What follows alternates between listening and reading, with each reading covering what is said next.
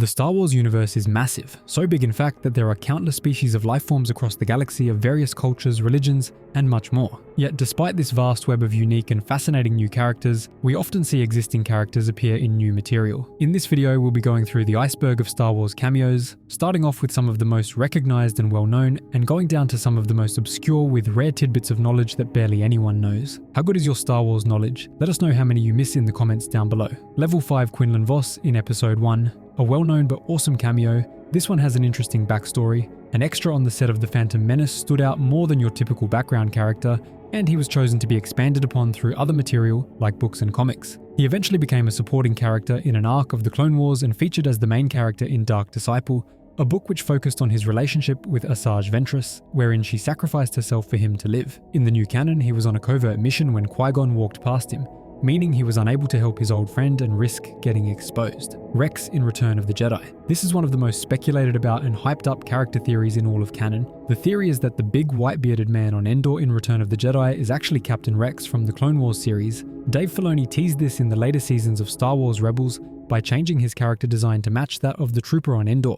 He says that in his mind that the character is Rex, which was later seemingly confirmed by the Star Wars Galaxy of Adventures series, where we see the trooper in the scene having blue and white arm guards, those of the clone trooper kit, Boba in Mando. So this one doesn't need to be gone into much. Boba Fett survived his ordeal in the Sarlacc pit before meeting Din Djarin and reclaiming his armor. This also canonized Boba and Jango as being Mandalorians, and following this, Boba Fett got his own show which focused more on his change in philosophy after his near-death experience. Fennec in The Bad Batch. First introduced to us in The Mandalorian's first season, Fennec Shand was an elite mercenary turned bounty hunter who went on the run following the fall of the Galactic Empire. As she was hunted down by various bounty hunters throughout her older years, fans wanted to see how exactly she got her reputation by being a great bounty hunter herself. We got this in The Bad Batch, where we see her taking on one of her first major bounties, Level 4 Hera and Chopper in Rogue One. Introduced in Star Wars Rebels, the Spectre Cell were a small group of rebel fighters who played a major role in the early and middle stages of the rebellion's efforts against the Empire. Their ship, the Ghost, belonged to Hera Syndulla,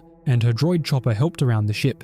They make an appearance in Rogue One, where Hera is requested over radio, and the Ghost and Chopper can both be seen at the Rebel base and in the battle over Scarif, Yularen in TWC, Rebels, Andor, etc. Walfer Yularen is one of the oldest characters in Star Wars, with him initially showing up in A New Hope, but he wasn't given a backstory until the prequel era of Star Wars content. The 2008 Clone Wars series showed his early days as a respected admiral who served with Anakin Skywalker and Obi-Wan Kenobi. Since this first bit of backstory, he has since appeared in Star Wars Rebels as well as Andor. Although nice to see a character appear so much, fans have always found it tragic that he was so beloved and loyal, then turned to helping the Empire in their treachery. Ventress in The Bad Batch. Asajj Ventress, despite supposedly dying in the book Dark Disciple, has shown up in The Bad Batch many years later, very much alive. Not much can be said about this, but it's certainly a cameo that nobody expected. Dryden Voss, the primary antagonist of Solo, A Star Wars Story. Dryden Voss was Maul's lead henchman of Crimson Dawn, a shadowy and dark organization running exploits around the galaxy in an attempt to slowly grant Maul absolute power. Despite being introduced and killed in the same movie, we do see a much younger version of Voss appear in The Clone Wars Season 7 as Ahsoka and the clones storm Mandalore. TR-8R, Trader. Although featuring only briefly in The Force Awakens, Trader was set up in a novel which led to the film's release, detailing his early days as part of the First Order, making the movie appearance itself a bit of a cameo. Known as FN 2199 or 9s, he trained with the deserted stormtrooper Finn under Captain Phasma before Finn left the New Order, and he can be seen battling Finn briefly on Takodana, where he's killed by Han Solo. Kanan and Dappa Billaba Tales of Jedi. Kanan Jarrus, originally known as Caleb Doomy, as well as his master Dappa Billaba, have been seen in various materials such as novels, comics, and the Clone Wars and Rebels TV shows. They also made an appearance in the first episode of The Bad Batch a few years ago, but since then they've been shown in Tales of the Jedi during one of Ahsoka's trials, which he performed in front of some wise Jedi Masters. Level 3 Nora Wexley, a main character in the Aftermath trilogy, a set of books which, despite controversial, heavily fueled the hype and speculation around the sequel trilogy's release, in particular The Force Awakens. Nora Wexley was an expert pilot for the Rebel Alliance and then the Resistance. Thanks to the lore surrounding her, we can actually see her in Return of the Jedi assisting Lando during his bombing run on the Death Star II's reactor. Snap Wexley. Born as Temim Wexley, he was the son of Nora, who himself became an excellent fighter pilot for the Resistance many years after his mother's initial involvement with the Rebel Alliance. Getting his start in life through dealing in junk and rising to be a successful businessman, he ultimately joined his mother's work for the Rebel Alliance when he reunited with her after their difficult separation. Sadly, he died during the massive fight in The Rise of Skywalker between the New Republic and Sith Eternal. Chapo, originally appearing in the movie Revenge of the Sith and later identified and expanded upon in other materials such as novels and comics, Apo was a clone trooper trained by the Legends Arc Trooper Alpha 17, who later played a role in the Battle of Umbra and the subsequent pursuit of the Jedi traitor Pong Krell. During Operation Nightfall, as Anakin Skywalker butchered the Jedi he once called brothers and sisters, Apo attempted to prevent Senator Bail Organa from noticing the trooper movements at the Jedi Temple, but was unsuccessful as he was then cut down by a Padawan, Maz Kanata Dole in The Phantom Menace. Alright, I have to admit this one's a little out there, but in The Phantom Menace, a doll can be seen in Anakin's room which looks an awful lot like a certain character who retrieved his lightsaber many decades later, Maz Kanata. Obviously this probably isn't intentional, but it's a nice little detail which is fun to point out. Davijan, better known by his call sign Oddball, and designated as CC 2237, served as a clone commander and expert pilot during the Clone Wars. He participated in significant battles, including those at Teth, Umbra, Coruscant, and Utapau. Demonstrating exceptional piloting skills, Oddball flew various starfighters and later went on to serve the Galactic Empire, Garrick Versio. Thanks to the beginning of Battlefront 2 2017 story mode, we know that Iden Versio's father, Garrick, a very important officer of the ISB, was present during the second Death Star's destruction and the aftermath of the Battle of Endor. Although we can't see him directly, we do know that he was on one of the several Imperial Star Destroyers seen in the movie orbiting Endor.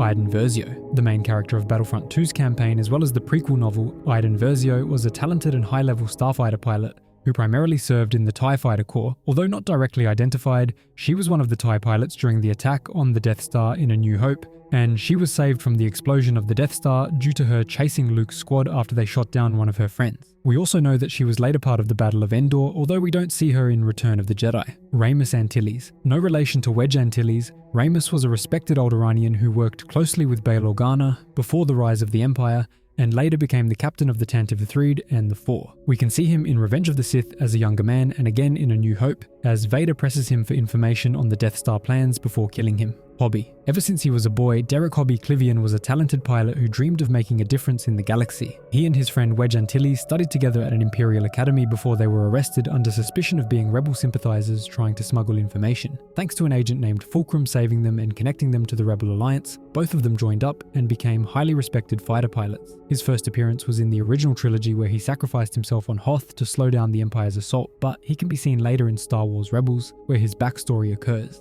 Level 1, Krennic's Seat. Director Krennic was a huge part of the early Disney Star Wars content, with him featuring heavily in Rogue One and its tie-in novels. We see his rise to power and influence, and then swift fall as Tarkin moves in to make up for Krennic's failures. Well, in A New Hope, we see an empty chair in the meeting room where Vader meets with his highest level officers, such as Tarkin and Wolf Yularen. Some speculate that it could be for Vader himself, though this is very unlikely since anytime we see him seated, it's on some kind of special throne above everybody else's rank. Others think it could be the seat of Thrawn, but at this time it doesn't seem to fit with the lore. Instead, what is most likely is that this was the intended seat for Krennic set up by Palpatine or his subordinates, but that Krennic was unable to fill it seeing as he'd been turned into space powder by his own superweapon shortly before the film's events. Tam Posla. Tam Posla, a human lawman from Milvain, pursued the criminal surgeon Cornelius Avazan and his partner Ponda Baba, despite being discharged from the Milvain Authority and forced to drop their case. He became a bounty hunter through this obsession, joining forces with the cyborg Kazin Bog. They teamed with rogue archaeologist Cheli Afra, infiltrating the Imperial base Hive Base 1. Afra caused Bog's death, and Posla suspected her but continued hunting Evazan. Despite doing so in only a handful of scenes, he appeared as a background character in both Rogue One and Solo, Captain Grey. This one's got to be the most obscure due simply to the fact that the character has been so severely retconned that he's completely unrecognizable from his original form. Featuring primarily in the Kanan backstory comics, he was a commander who served with Kanan Jarrus and his master Depa Billaba during the Clone Wars. He grew very close with the young Padawan but ultimately betrayed him and his master during Order 66.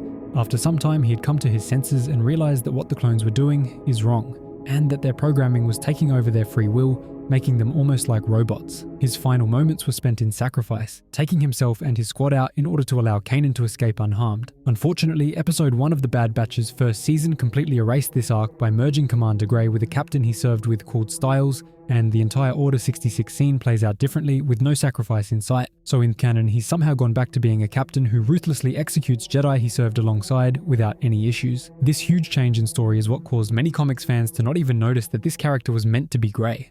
This is the most unknown character on the list, bonus level. Now that we've gone deep on the character cameos, let's now look at some occasions on which famous people had a cameo in the galaxy we know and love far, far away. Dave Filoni. Filoni has had a huge role in modern Star Wars, with him working alongside George Lucas to create the beloved Clone Wars series, then going on to create Star Wars Rebels, The Mandalorian, and so much more now that he's the chief creative officer of Lucasfilm. He has cameos in The Mandalorian as Trapper Wolf, a New Republic pilot, but we also the voice of Embo from the Clone Wars, Chopper from Star Wars Rebels, but has also voiced various background characters such as random stormtroopers. Jet Lucas. The adopted son of George Lucas, Jet played the role of a Padawan who made an epic last stand during Operation Nightfall, Zet Yukasa, who took out multiple clones before he died, including Commander Appo. Much later on in life, he was actually the visual effects production assistant for The Mandalorian and The Book of Boba Fett. Very cool details. Daniel Craig, the famed James Bond legend, Daniel starred in The Force Awakens, wherein he was the stormtrooper who was mind-tricked by Rey in Kylo's interrogation room. This occurred because the Bond film Spectre was being filmed parallel to The Force Awakens in the same studio, so Craig paid a visit to the production and was allowed a cameo on set. Tom Hardy and the Royals. A lot of fans know by now that Tom Hardy played a stormtrooper in a deleted The Last Jedi scene, in which he recognizes Finn as his old squad mate and almost ruins their mission for the Resistance. Well, what most fans don't know is that singer Gary Barlow, as well as the Royal Princes William and Harry, were all in that scene as stormtroopers as well. It's speculated that part of the reason for the scene being cut is the fact that the Royals tower the other stormtroopers, being over 6 feet tall each, whereas the average stormtrooper was under 6 feet across the movies. So that's been an iceberg of some of the most obscure cameos out there in the Star Wars universe, starting with the more well-known ones, and going down to full mysterious territory. If you've enjoyed the video, drop us a like so we know to make more, subscribe for weekly and awesome Star Wars content, and if you made it this far, drop a "Thank Mr. Grey" in the comments down below.